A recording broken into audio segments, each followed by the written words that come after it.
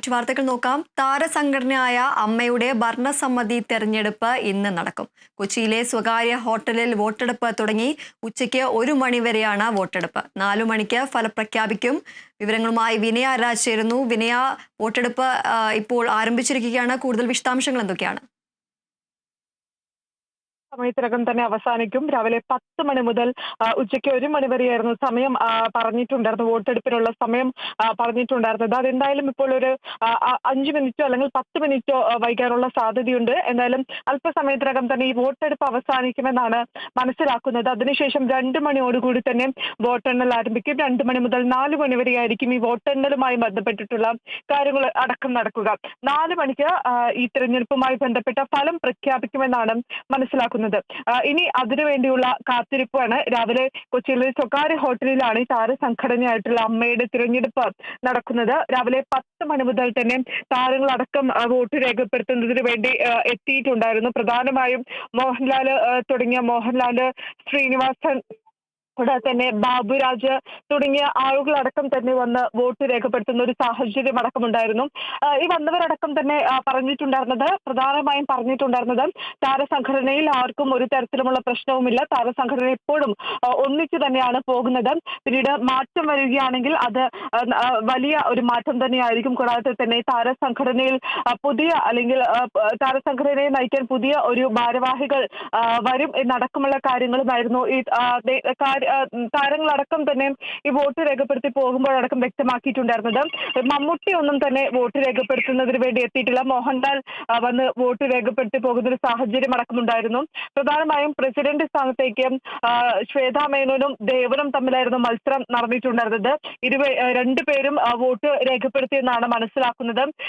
കൂടാതെ തന്നെ കുക്കു പരമേശ്വരൻ, രവീന്ദ്രൻ എന്നിവരാണ് ജനറൽ സെക്രട്ടറി സ്ഥാനത്തേക്ക് മത്സരിക്കുന്നത്.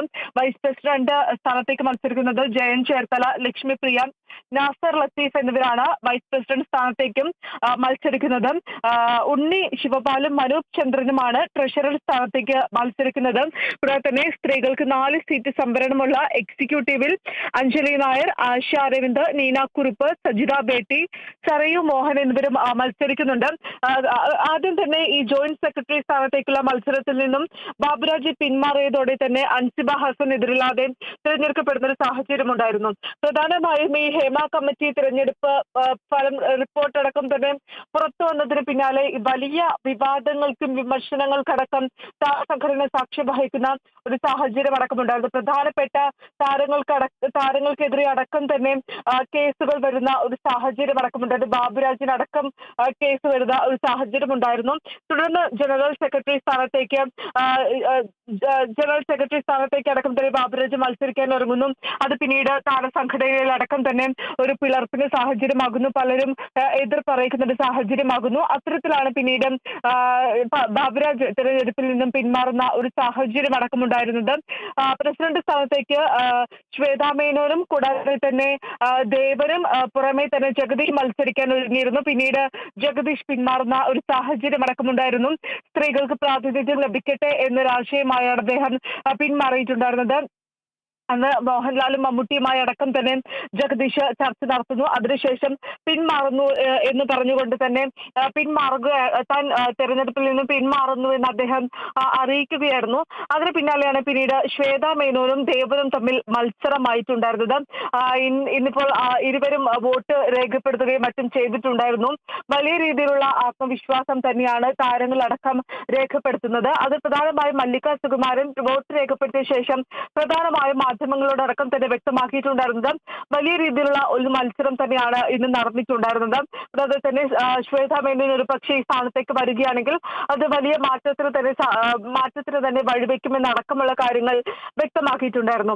അത് തന്നെയാണ് ഏറ്റവും പ്രധാനപ്പെട്ട ഒരു കാര്യം. കാരണം താരസംഘടനയിൽ ഇതുവരെ ഒരു വനിതാ പ്രസിഡന്റോ അല്ലെങ്കിൽ വനിതാ പ്രാതിനിധ്യം ഉണ്ടാകാത്ത ഒരു വനിതാ താരങ്ങളൊന്നും തന്നെ ഈ പ്രസിഡന്റ് സ്ഥാനത്തേക്കൊന്നും തന്നെ എത്തിയിട്ടില്ല. ഒരുപക്ഷെ ഇന്ന് ഈ തെരഞ്ഞെടുപ്പ് നടക്കുമ്പോൾ ഫലം വരുമ്പോൾ പ്രസിഡന്റായി ശ്വേതാ മേനോനെ തിരഞ്ഞെടുക്കുകയാണെങ്കിൽ അത് താരസംഘടനയിൽ തന്നെ വലിയ ഒരു മാറ്റത്തിനായിരിക്കും സാക്ഷ്യം വഹിക്കുക. സ്ത്രീകൾക്ക് പ്രാതിനിധ്യം നൽകുന്ന ഒരു സംഘടനയായി മാറും. ആദ്യത്തെ വനിതാ പ്രസിഡന്റായും ശ്വേതാ മേനോനും മാറുമെന്നാണ്. ശ്വേതാ മേനോനും മാറും. എന്തായാലും 4 മണിയോട് കൂടി തന്നെ ഈ ഫലം പുറത്തു വരുമെന്നാണ് മനസ്സിലാക്കുന്നത്. വിനയ, താരസംഘടനയായ അമ്മയുടെ ഭരണസമിതി തെരഞ്ഞെടുപ്പ് ഏതാനും നിമിഷങ്ങൾക്കകം പൂർണ്ണമാകും. കൊച്ചിയിലെ സ്വകാര്യ ഹോട്ടലിൽ വോട്ടെടുപ്പ് നടക്കുകയാണ്. ഉച്ചയ്ക്ക് 1 മണിവരെയാണ് വോട്ടെടുപ്പ് തീരുമാനിച്ചിരുന്നത്. അല്പസമയത്തിനകം വോട്ടെടുപ്പ് പൂർണ്ണമാകുമെന്നാണ് അറിയാൻ കഴിയുന്ന വിവരം. 4 മണിക്ക് ഫലം പ്രഖ്യാപിക്കും. വിനയ രാജാണ് വിവരങ്ങൾ നൽകിയത്.